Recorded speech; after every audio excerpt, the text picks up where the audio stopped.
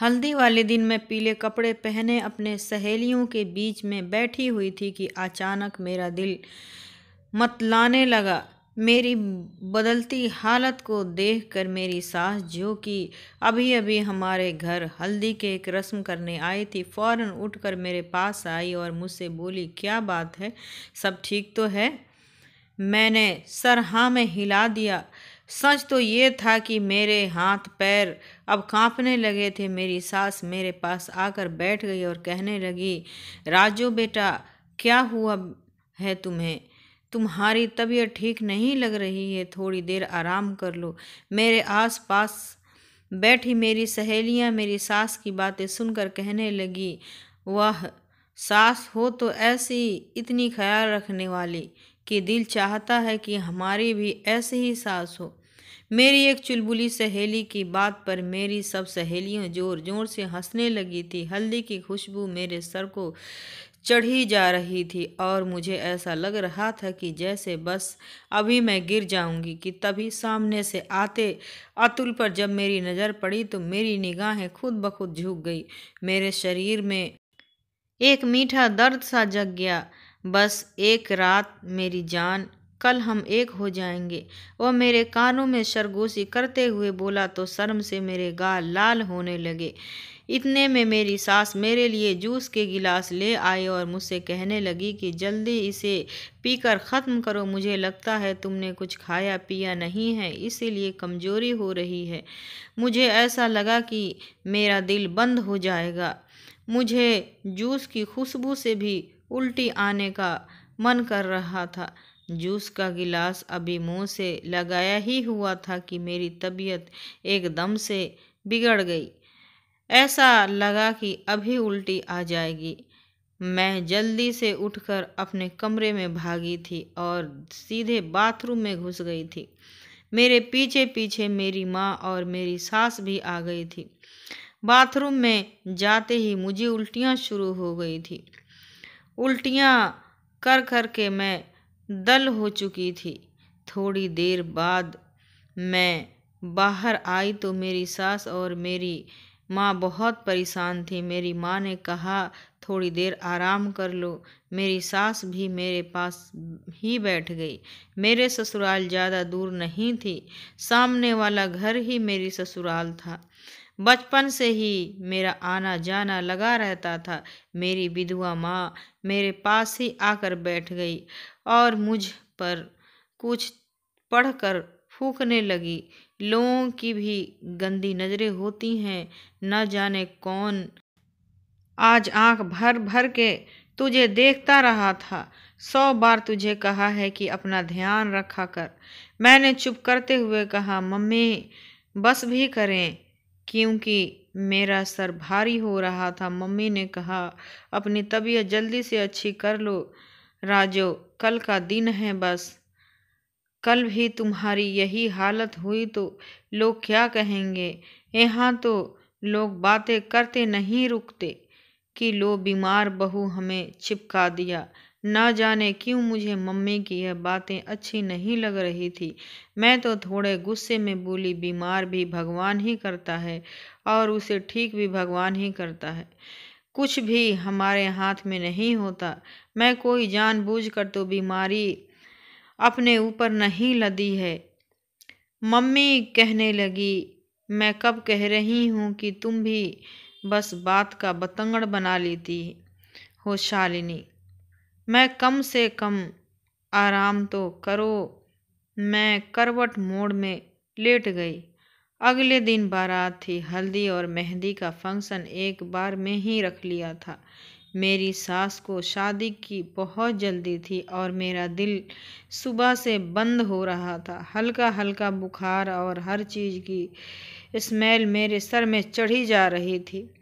यहाँ तक कि अपने करीब से आने वाले मेकअप की भी खुशबू भी मुझे परेशान कर रही थी और मेरा दिल कर रहा था कि मैं यह सारा मेकअप उठाकर बाहर फेंक दूं। मैंने बड़ी मुश्किल से ही मेकअप करवाया और फिर जब मुझे स्टेज पर ले जाया गया, थोड़ी देर बाद मेरा पति अतुल भी आ गया था। खैर, जैसे तैसे करके शादी हो गई थी और मैं विदा होकर अपने ससुराल आ गई थी। ससुराल में भी कुछ रस्में हो रही थी, लेकिन मेरा किसी में भी रस्म में दिल नहीं लग रहा था। ऐसा लग रहा था कि जैसे अभी चक्कर आ जाएगा। लेकिन मैं जैसे तैसे खुद को संभालने बैठी हुई थी और फिर रात हुई तो मुझे अतुल के कमरे में पहुंचा दिया गया। कमरा बहुत ही खूबसूरत और ताज़ा फूलों से सजाया गया था, लेकिन अचानक ही थोड़ी देर बाद मेरी तबीयत इतनी खराब हुई कि मैं वहाँ भी भागती हुई सीधे वॉशरूम में गई और मुझे उल्टियाँ शुरू हो गई। वॉशरूम से निकलने के बाद ही मुझे ऐसा लगा कि मेरे शरीर में बिल्कुल भी जान नहीं है।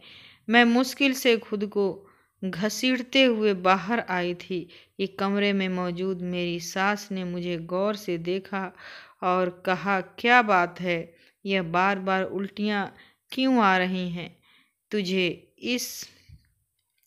फिर उन्होंने सबके कमरा खाली कराने को कहा और मेरा चेकअप करने लगे। चेकअप पूरा करने के बाद उन्होंने दरवाज़ा खोला और जैसे ही रिश्तेदारों, औरतों और लड़कियां कमरे में दाखिल हुई तो मेरी सास न आओ देखा न ताओ, उन्होंने शोर मचाना शुरू कर दिया कि ये तो प्रेग्नेंट है। पता नहीं किसका पाप अपने कोख में रखकर मेरे घर आई है। ऐसी चरित्रहीन बहू मैं अपने घर में स्वीकार नहीं करूँगी। यह खबर इतनी अचानक कानों में पड़ी थी कि वहाँ पर मौजूद सब औरतों को सांप सूंघ गया। नई नवेली दुल्हन, जिसने अभी सुहागरात भी नहीं मनाई थी, उसका एकदम से पैर भारी होने का ऐलान यकीनन सबको शक में डाल गया था। वही मैं भी बहुत ही हैरत में ही भरी नज़रों से अपनी सास की तरफ देख रही थी और यह सब कुछ सुनकर मेरे होश उड़ चुके थे। सबके साथ साथ मेरी भी आंखें फटी की फटी रह गई थी। यह कैसे मुमकिन है? किसी ने मेरी माँ को भी यह खबर दी थी और वह भी फौरन भागती हुई मेरे कमरे में आई थी। मेरी विधवा माँ, जिसकी कुल जमा पूंजी सिर्फ इज्जत ही थी, वह यूं इस भारी महफिल में लुटता देखकर अपने पैरों पर खड़ी नहीं रह सकी और ज़मीन पर बैठ गई। मैं परेशान नज़रों से अपनी सास की तरफ देखने लगी कि यह सब क्या हो गया, बल्कि इससे भी ज़्यादा मुझे इस बात की टेंशन थी कि यह कैसे हो सकता है, क्योंकि मुझे तो अभी तक किसी ने छुआ तक नहीं था। मैं एकदम कुंवारी थी, लेकिन अगर मैं कुंवारी थी तो मैं प्रेग्नेंट कैसे हो गई?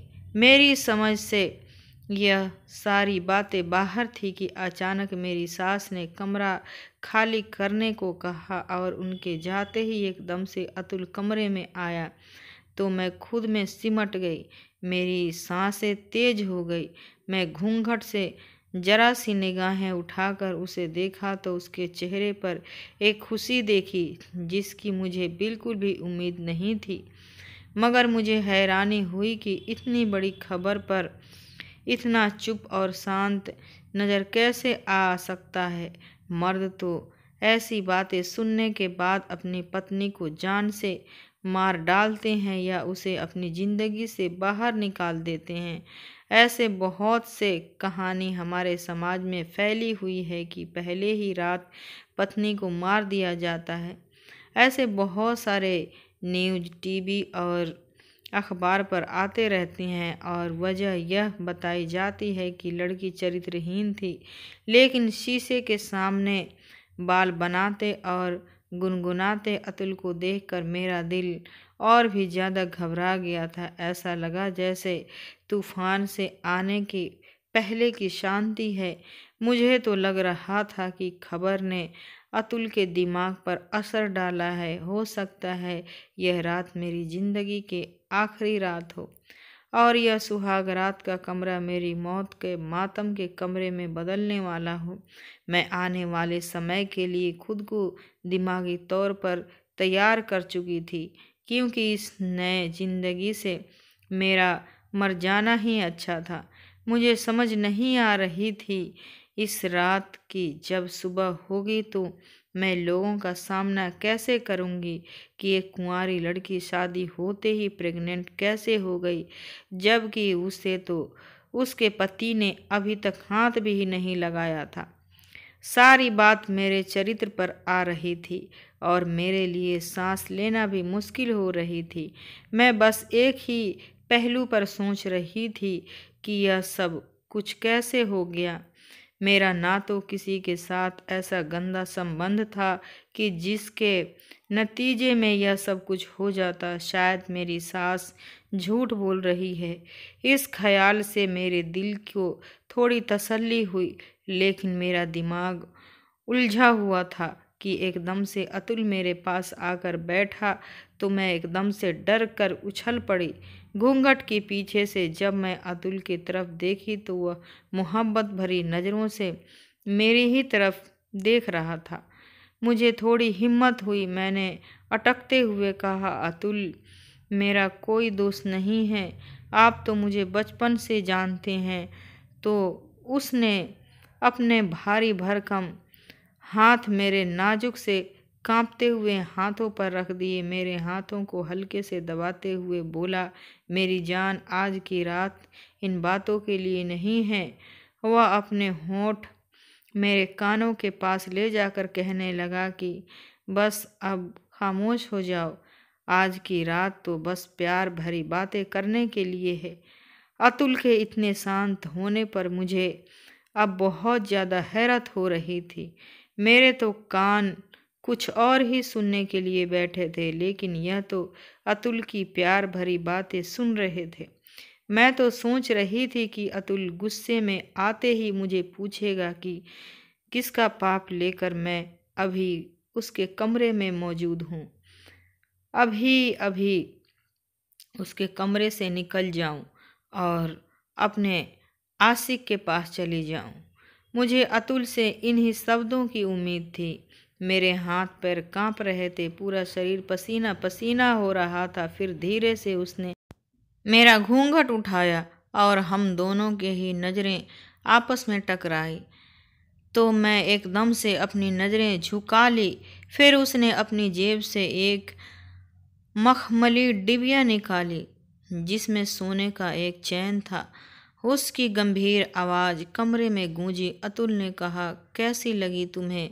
मैंने बहुत सी दुकानों को छान मारा, तब जाकर यह पसंद आई है। जैसे तुम अनमोल हो, वैसे ही यह सोने का चैन भी अनमोल है। मैं निगाहें उठाकर अतुल की तरफ देखा, जिसके चेहरे पर दूर दूर तक मोहब्बत की पा लेने की खुशी छाई हुई थी। अतुल का यह रूप मेरे लिए बहुत ही अलग था। जिस समय मेरी सास ने यह खबर सुनाई थी तो उस समय अतुल भी तो कमरे में मौजूद था, लेकिन उस समय से लेकर तन्हाई में आने तक मैं अतुल के चेहरे पर गुस्से की लकीर भी नहीं देखी थी। इस खबर को सुनने के बाद भी अतुल बिल्कुल नॉर्मल बिहेव कर रहा। मुंह दिखाई में अतुल ने मुझे सोने का चैन देने के साथ साथ 2 लाख भी मेरी गोद में रख दिए तो मैं हैरान रह गई।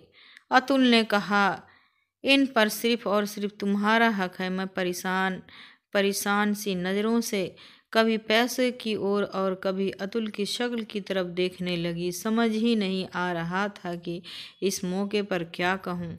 बस डर तो था कि एक ही बात का, कि ना जाने अतुल का जो रवैया देख रही हूँ वह किसी भी समय बदल सकता है। लेकिन मेरी हैरानगी उस समय बहुत बढ़ गई जब अतुल ने मुझसे कहा कि तुम अपना यह ड्रेस चेंज कर लो और रिलैक्स हो जाओ। इतनी भारी जोड़े में परेशान रहोगी, वैसे भी तुम्हारी तबीयत कुछ ठीक नहीं है। अतुल की बात सुनकर मैं हक्का बक्का से उसकी तरफ देखने लगी, लेकिन मैं बोली कुछ नहीं, क्योंकि अभी तक जो सब मेरे साथ हो रहा था मुझे कुछ भी समझ नहीं आ रही थी। तो मैं अतुल के मिजाज को क्या समझ पाती। मैं खामोशी से उठी और अपना शादी का लहंगा जो मैंने बड़े अरमानों से अपने लिए खरीदा था, उसे लहंगा उतार कर अपने एक सादा सा कॉटन का सूट पहन लिया। मेकअप साफ किया और आईने में गौर से अपनी शक्ल को देखने लगी।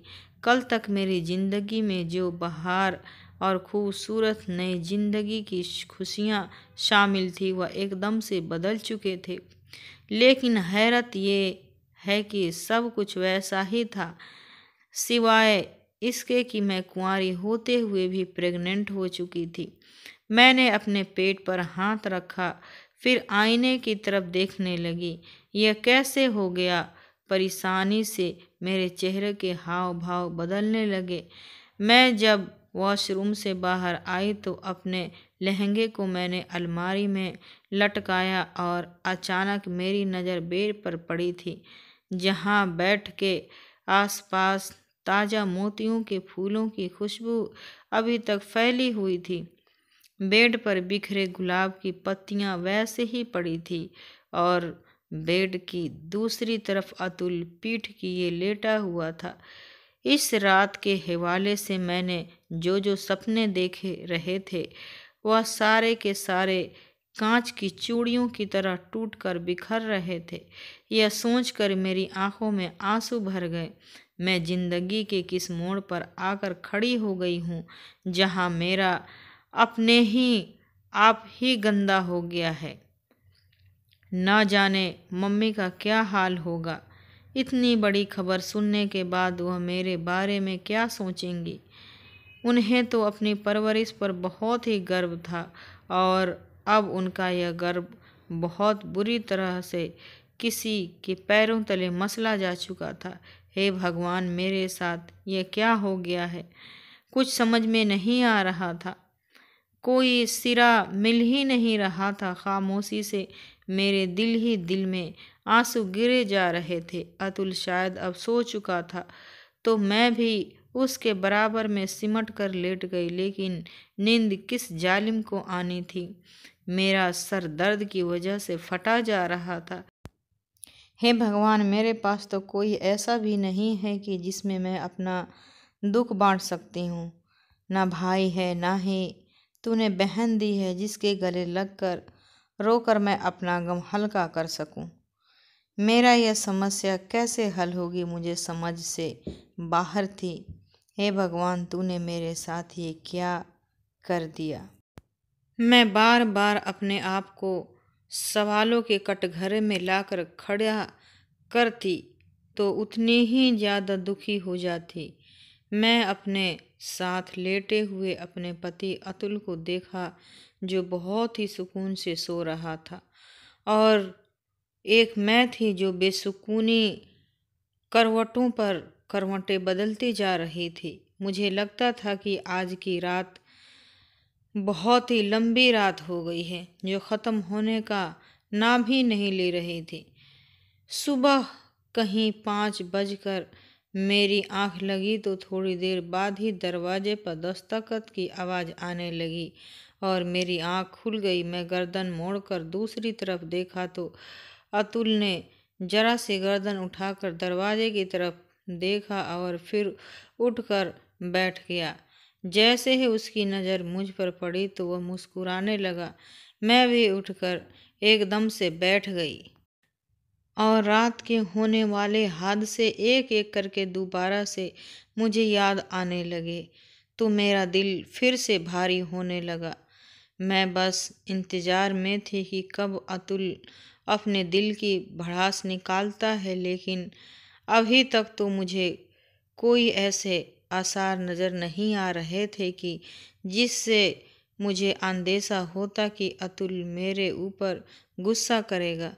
तभी गुड मॉर्निंग मैडम जी, अतुल की बहुत ही मीठी और प्यार में डूबी आवाज़ मेरे कानों में गूंजी तो मैं भी धीरे से उन्हें गुड मॉर्निंग कहा और फिर वह बेड से उतरकर दरवाजे की तरफ बढ़ा तो सामने ही उसकी माँ खड़ी हुई थी और उसकी माँ के साथ ही एक नौकरानी ट्रे उठाकर अंदर आई। राजू, फौरन नाश्ता कर ले। फिर मुझे तुम्हें इंजेक्शन भी लगाना है। रात से तुम बहुत ज़्यादा कमज़ोर हो चुकी हो, तुम्हें ताकत का इंजेक्शन देना है। मैं कुछ न समझते हुए उनकी तरफ देखने लगी तो उन्होंने नौकरानी को इशारा किया तो उसने ट्रे मेरे बेड पर रख दी। मेरी सास ने कहा, राजू जल्दी जल्दी नाश्ता करो, उसके बाद आज मुंह दिखाई की रस्म भी करनी है। थोड़ी देर में मेहमान आना शुरू हो जाएंगे, बहुत सारी तैयारी करनी है। नाश्ता करने को मेरा बिल्कुल भी दिल नहीं कर रहा था, लेकिन मैं लगभग 2 दिन की भूखी थी। उल्टियाँ कर कर के मेरा पेट भी खाली हो गया था, इसीलिए पेट में अजीब सा दर्द और खालीपन महसूस हो रहा था। फिर मेरी सास अतुल की तरफ मुड़कर अतुल से कुछ कहने लगी। अतुल, तुम्हारा आज पार्टी के लिए ड्रेस तैयार है, पहन कर देख लो। अगर तुम्हें लगता है कि इसे दोबारा इस्त्री करना चाहिए तो बता देना, मैं नौकरानी से कहकर दोबारा इस्त्री करवा दूंगी। मैं उन दोनों माँ बेटे को आज की होने वाली रस्म के लिए तैयारी के हवाले से इतना खुश होते हुए देख रही थी और उनकी बातें सुन रही थी। मैं बहुत ही हैरान हुई कि फिर मैं आहिस्ता से साथ उठी और वॉशरूम में गई और फ्रेश होकर बाहर आई। मैंने एक ब्रेड उठाई और एक कप चाय का उठाया। जैसे ही मैंने चाय का कप ख़त्म करके ट्रे पर रखा तो नौकरानी ने मेरे सामने से ट्रे उठा ली और बाहर निकल गई। फिर मेरी सास मेरे पास बैठी और उन्होंने अपने हैंड बैग से एक इंजेक्शन निकाला और मुझसे कहा कि अपना हाथ आगे करो। मैं चुपचाप अपना हाथ आगे किया तो उन्होंने मुझे इंजेक्शन लगा दिया। इसका थोड़ा सा दर्द भी हुआ था, लेकिन फिर ठीक हो गया। इतने में अतुल का भाई भी कमरे में आ गया। अतुल का यह भाई दिमागी तौर पर पागल था। वह बच्चों जैसी हरकतें किया करता था। हालांकि उसकी उम्र 25 साल हो चुकी थी। वह अंदर आया और मुझे देखकर ताली बजाते हुए बोला, मम्मी, क्या अब यह हमारे साथ ही रहेंगी? तो मेरी सास ने हंसते हुए कहा, हाँ हाँ, अब यह हमारे साथ ही रहेगी। अच्छा, अब तुम बाहर जाओ, दुल्हन को तैयार भी होना है। फिर हम उसे लेकर मैरिज हॉल के लिए निकलेंगे।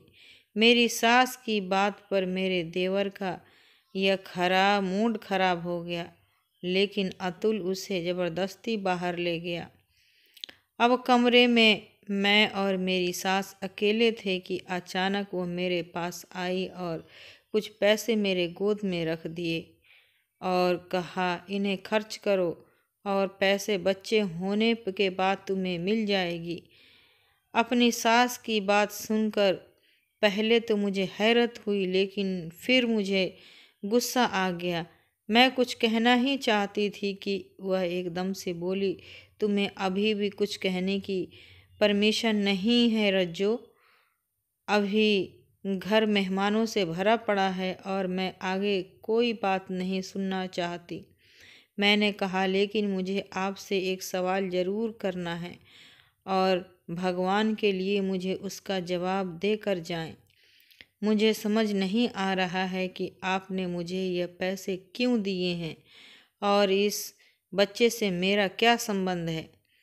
मैं तो बिल्कुल कुंवारी हूँ। अच्छा, तो तुम कुंवारी हो?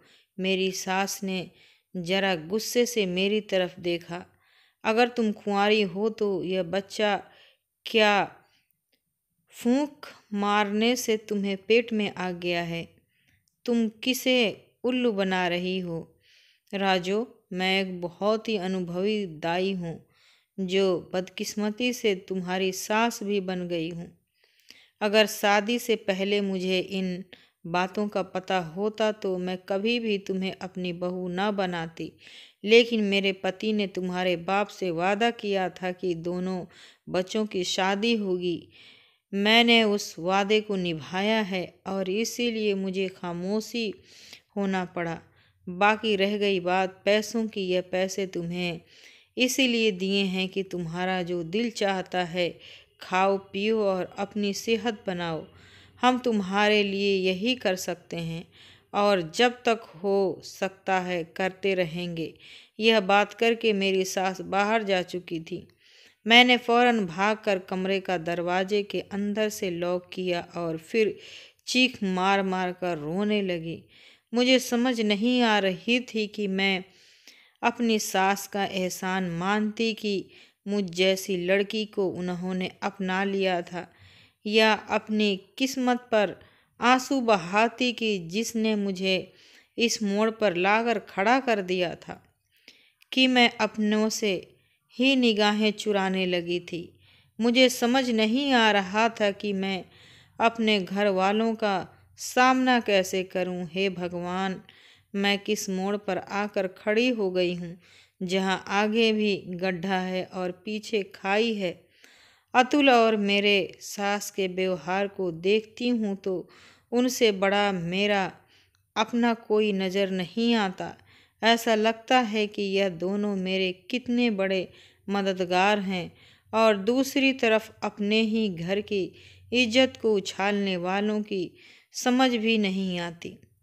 अगर यह मुझे इतना ही चाहते हैं और उन्हें मेरी इज्जत इतनी ही प्यारी है तो फिर इस हादसे को छुपा भी तो सकते थे। मेरी सास ने मुझे मेरी माँ की नज़रों में ही क्यों गिरा दिया? मेरी माँ ने कैसे गिरकर मेरी सास के पैर पकड़े थे कि इस खबर को कहीं मत फैलाना। मैं तुम्हारे पाँव पड़ती हूँ। मेरी और मेरी बेटी की इज्जत का सवाल है। कितनी मुश्किल से मेरी सास इस बात के लिए मानी थी कि वो इस बात को नहीं बताएंगी कि मैं पेट से हूँ। अचानक आने वाले इस ख्याल से मेरा दिल कट गया। मैं अपने सर को घुटनों पर रख कर जोर जोर से रोने लगी। इतने में दरवाजे पर फिर दस्तक हुई तो मैं उछल पड़ी और डरी सहमी नज़रों से दरवाजे की तरफ देखने लगी। मैंने दरवाजे को खोला तो सामने ब्यूटी पार्लर से आई दो लड़कियां खड़ी थी जो मुझे हैरानों परेशान नज़रों से देख रही थी। आप रो रही हैं? अंदर आते हुए एक लड़की ने कहा। दरवाज़ा बंद किया और मुझसे सवाल किया तो मैं गड़बड़ा सी गई। मैंने अपने आंसू साफ किए, उससे कहा नहीं नहीं, ऐसी कोई बात नहीं है। अच्छा, लेकिन लड़कियां तो अपनी मुंह दिखाई की रस्म के दिन तो बहुत खुश होती हैं। ऐसी कोई बात नहीं है। मैंने बहाना बनाया कि मेरे सर में दर्द हो रहा था और फिर मुझे अपनी मम्मी पापा की भी याद आ रही थी, इसीलिए मेरी आंखों में आंसू आ गए थे। हाँ, ऐसा होता है कि अपना घर, अपने माँ बाप सब बहुत याद आते हैं तो बस बात बात पर आंखें भर ही जाती हैं। हम भी खुद इस कंडीशन से गुजरे हैं।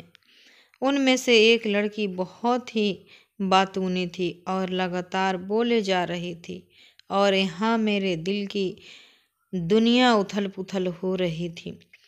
मैं बस एक ही बात सोच रही थी कि अतुल ने न शादी से पहले शादी के बाद मुझे छुआ था। मैं एकदम पवित्र लड़की थी, फिर मैं प्रेग्नेंट कैसे हो गई? ब्यूटिशियन मुझे तैयार करके जा चुकी थी। थोड़ी देर बाद मेरी सास और अतुल मुझे मैरिज हॉल ले गए जहाँ पर मुँह दिखाई का फंक्शन होना था। मुँह दिखाई का फंक्शन बहुत ही बड़ा रखा था। ना जाने कितने मेहमानों को बुलाया गया था। मुझे स्टेज पर ले जाकर बैठा दिया गया। अतुल और मेरी सास साए की तरह मेरे आसपास ही मौजूद रहे। मुझे दूर दूर तक मेहमानों के सर ही नज़र आ रहे थे, लेकिन इसमें कहीं भी मुझे मेरी माँ दिखाई नहीं दी। तो मैंने धीरे से अपनी सास से पूछा कि मेरी मम्मी कहाँ है, क्या वह नहीं आई? तो उन्होंने कहा कि मैंने तो बहुत कहा था लेकिन वह नहीं मानी। अपने सास की बात सुनकर मैं परेशान हो गई। मैंने कहा, वह तो ठीक है मम्मी जी। हाँ हाँ, वह बिल्कुल ठीक है, लेकिन जाहिर सी बात है हमारी तरह उसका इतना स्टेमिना तो नहीं है अपनी चरित्रहीन बेटी का सामना कर सके, जो शादी से पहले ही किसी के पाप अपने कोख में पाल रही है। अपनी सास की बात सुनकर मेरी आंखें न चाहते हुए भी शर्म से झुक गई। मैं खुद को मुजरिम समझने लगी थी। मुंह दिखाई की रस्म खत्म हो चुकी थी। मैंने अपनी सास से कहा कि मम्मी जी, मैं अपनी मम्मी से मिलना चाहती हूँ, तो उन्होंने मुझे अनुमति दे दी। मेरी विधवा माँ पता नहीं किस हाल में होगी।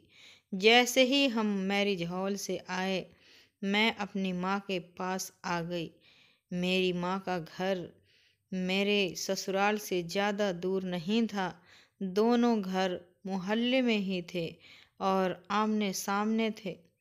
पहले दोनों घर एक ही हुआ करते थे, फिर दोनों घरों के बीच को काट कर एक रास्ता सा बनाया गया था, जिससे कि दोनों घर अलग अलग हो गए थे। यह घर मेरे पापा ने और अतुल के पापा ने मिल कर लिया था। घर क्या था, पूरा महल था। मेरे पापा और अतुल के पापा आपस में बहुत गहरे दोस्त थे। दोनों आपस में भाइयों की तरह रहते थे। हम दोनों परिवार साथ में मिलकर रहते थे। मेरे परिवार में मेरी मम्मी पापा और मैं अकेले ही थी, जबकि अतुल के परिवार में अतुल का छोटा भाई रंजन और उसके मम्मी पापा थे। दोनों परिवारों के बच्चे और दोनों की पत्नियां एकदम अपनों की तरह मिलजुल कर रहते थे। मेरे पापा बहुत मेहनती थे। अतुल के पापा और मेरे पापा दुबई में कारोबार करते थे, लेकिन फिर अतुल के पापा ने यहाँ हिंदुस्तान में कारोबार शुरू कर लिया और मेरे पापा दुबई में ही रह गए।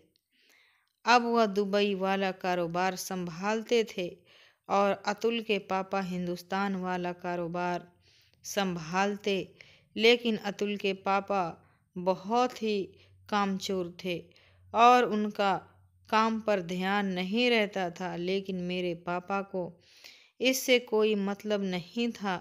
उन दोनों की आपस में बहुत गहरी दोस्ती थी और वह अतुल के पापा को बिल्कुल अपने भाई जैसा मानते थे। लेकिन धीरे धीरे मेरे पापा का लगने लगा था कि उनका दोस्त उनके पैसों पर ऐश कर रहा है और खुद कोई काम नहीं करता है।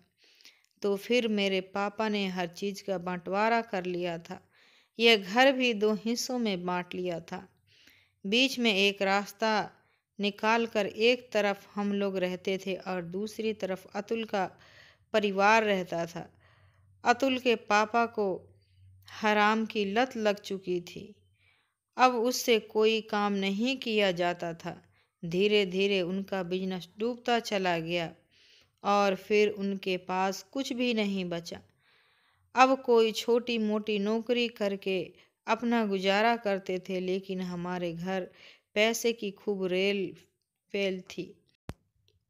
अतुल की माँ खुद को एक गायनोलॉजिस्ट कहते थी, लेकिन हकीकत में वह एक दाई थी और एक सरकारी अस्पताल में नौकरी करती थी। एक केस खराब होने की वजह से उन्हें नौकरी से हाथ धोना पड़ा था, लेकिन फिर उन्हें कहीं पर भी जॉब ना मिली और वह अपने मोहल्ले में ही डिलीवरी करवाने लगी। और फिर एक दिन अतुल के पापा की नौकरी भी ख़त्म हो गई, क्योंकि उनका काम में मन नहीं लगता था। अब अतुल के परिवार में खाने के पीने के लाले पड़ने लगे थे। मेरे पापा से देखा नहीं गया था और फिर वह थोड़ा बहुत अतुल के पापा को दे दिया करते थे। घर के खर्च के लिए पैसे भेजते रहते थे। इस तरह अतुल का घर चलने लगा था। लेकिन उसी समय मेरे पापा और अतुल के पापा की डेथ हो गई। वह दोनों कहीं घूमने जा रहे थे कि गाड़ी के ब्रेक फेल हो गए और गाड़ी खाई में जाकर गिरी। दोनों की मौके पर मौत हो गई थी। पापा की अचानक हुई इस मौत से हमारा पूरा परिवार बिखर गया था, लेकिन उस समय तक अतुल की नौकरी लग चुकी थी और वह अपने घर को संभालने लगा था। मेरी सास के 2 बेटे थे, एक अतुल और दूसरा रंजन। रंजन दिमागी तौर पर थोड़ा बीमार था। अतुल और मेरी बचपन से ही बहुत अच्छी दोस्ती थी। हम दोनों के पापा ने आपस में मिलकर हमारी शादी बचपन में ही फिक्स कर दी थी। मेरी मम्मी ने कभी उनके आगे एक शब्द भी नहीं बोला। पति थे और दूसरा अतुल ने मेरी माँ को बहुत पसंद था और फिर भले घर का रिश्ता था और इस तरह मैं एक घर से उठकर दूसरे घर में आ गई थी। मेरी माँ ने इसलिए यह रिश्ता स्वीकार कर लिया क्योंकि मैं अपने माँ बाप की इकलौती बेटी थी और मुझे मेरी माँ अनजान लोगों में से नहीं देना चाहती थी क्योंकि वह खुद विधवा थी और मैं अनाथ। हमारे सर पर किसी का हाथ नहीं था। पता नहीं अनजान लोग कैसे निकले। इसीलिए मेरी माँ ने अतुल से शादी करने से ही खैरियत समझी थी। सब कुछ सोचते सोचते खुद ब खुद मेरी आँखों से आंसू निकलकर गालों पर बहने लगे। सब कुछ ठीक जा रहा था, लेकिन पता नहीं यह कैसे मेरी प्रेगनेंसी की बात बीच में आ गई। मैं मम्मी के कमरे में दाखिल हुई तो वह बेड पर लेटी हुई छत की तरफ घूर रही थी। मैं उनके पैर में जाकर बैठ गई तो वह मुझे खाली खाली नज़रों से देखने लगी। मेरी मम्मी गुस्से से बोली, ऐसे भी क्या आग लगी थी राजो? तुझे शादी तो तेरी अतुल से ही एक न एक दिन हो जानी थी। यह मुफ्त की कालिक अपने माथे पर लगाने की क्या ज़रूरत थी? तुझे क्या कमी रह गई थी मेरी परवरिश में जो तूने मुझे यह दुख दिया है? मम्मी की बात पर मैं रो पड़ी। मम्मी, मेरा विश्वास करें, मैं निर्दोष हूँ, मैं बिल्कुल पवित्र हूँ। क्या मुझे आपको भी विश्वास दिलाने की ज़रूरत है? मैं फूट फूट कर रो रही थी तो मम्मी एकदम से चौंक कर मेरे पास बैठ गई। यह क्या कह रही हो राजो? मैं ठीक कह रही हूँ माँ। मुझे कुछ नहीं पता कि जो कुछ भी मेरी सास कह रही है वह सही है या गलत। मुझे आपकी कसम, मैं बिल्कुल पवित्र हूँ और मैं नहीं जानती कि इस मेरे पाप का असल कारण कौन है। तो मम्मी हैरत और परेशानी की मिली जुली हालत में मेरी तरफ देखने लगी। यह पाप किसका है भगवान? यह क्या मुसीबत हमारे सर पर टूट पड़ी है? मम्मी सर पकड़कर बैठ गई और मैं बेजुबान रोती हुई चली गई। कुछ देर मम्मी के पास बैठने के बाद मैं अपने घर वापस आ गई थी। मेरे लिए यह बात बहुत ही हैरान कर देने वाली थी कि अतुल बिल्कुल भी मेरे करीब नहीं आता था और ना ही उसने अपने पति होने का हक मुझसे वसूला था।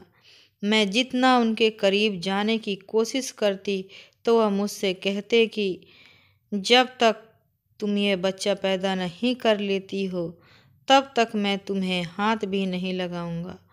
और यह बात करते करते अतुल के शब्दों में ना तो मुझे कोई ताना नज़र आता और ना ही तंग और ना ही किसी तरह का कोई गुस्सा। वह ये बात इतनी आराम से करता कि मैं हैरान हो जाती थी। ऐसा लगता कि जैसे यह उसी का बच्चा हो। अब तो मुझे अतुल पर ही शक होने लगा था, लेकिन मैं खामोशी से आने वाले समय का इंतज़ार करती चली जा रही थी। पहले पहले तो मुझे लगा कि मेरी सास मुझ पर गलत इल्ज़ाम लगा रही है, लेकिन जैसे जैसे मेरे पीरियड मिस होते जा रहे थे और मेरा पेट बढ़ता जा रहा था, मेरे होश भी उड़ते जा रहे थे। अब मुझे भी विश्वास हो चुका था कि मैं प्रेग्नेंट हूँ, लेकिन मेरे पेट में किसका बच्चा था मुझे नहीं पता था। कभी कभी अतुल पर शक होता कि कहीं अतुल ने तो मेरे साथ गलत नहीं किया है। अतुल के अलावा मैं किसी लड़के के साथ नहीं उठी बैठी थी। लेकिन अतुल अगर मेरे साथ कुछ गलत करता तो फिर शादी के बाद उसने मुझे अभी तक हाथ क्यों नहीं लगाया था? वह मुझसे दूर दूर क्यों रहता था? और दूसरा शक मेरा मेरे देवर रंजन पर जाता था, लेकिन वह तो दिमागी मरीज था। वह मेरे साथ यह सब कुछ कैसे कर सकता था? लेकिन मैं भी सब कुछ सच जानने की ठान ली। आखिर मेरे पेट में किसका बच्चा था? मेरी जिंदगी में अतुल और रंजन के अलावा कोई दूसरा मर्द नहीं था। मैंने तय कर लिया कि जैसे ही बच्चे को जन्म होगा, मैं बच्चे को डीएनए टेस्ट करवाऊंगी। जब मैं 8 महीने की प्रेग्नेंट हो गई तो चुपचाप के से मैंने अपना चेकअप करवाया ही था कि अचानक ही मेरे दर्द शुरू हो गए। मम्मी मेरे साथ ही थी और आधे घंटे के अंदर अंदर मैं एक प्यारी सी बच्ची को जन्म दिया। लेकिन ये खबर ना तो मुझे कोई खुशी दे पाई और ना ही मेरी माँ को। मैंने डॉक्टर से कहा कि मैं अपने बच्चे का डीएनए करवाना चाहती हूँ, तो डॉक्टर ने बड़ी हैरत से मेरी तरफ देखा, लेकिन मेरे चेहरे पर फैली कठिरता को देखकर उसने आगे कोई सवाल नहीं किया और बच्ची का डीएनए ले लिया गया। मैं बच्ची को लेकर खामोशी से घर आ गई और मेरी सास और अतुल बच्ची को देखकर बहुत खुश हुए और मुझे भी अपने साथ लगा लिया। लेकिन मैं सपाट नज़रों से अपनी सास और अपने पति अतुल को देख रही थी और जैसे ही डीएनए की रिपोर्ट मेरे सामने आई तो मुझे पता चला कि मेरे बच्चे का असली बाप रंजन है, तो मेरे पैरों तले से ज़मीन निकल गई। मैंने वह डीएनए की रिपोर्ट लाकर अपनी सास और अपने पति के मुंह पर मारी और उनसे कहा कि यह सब क्या है।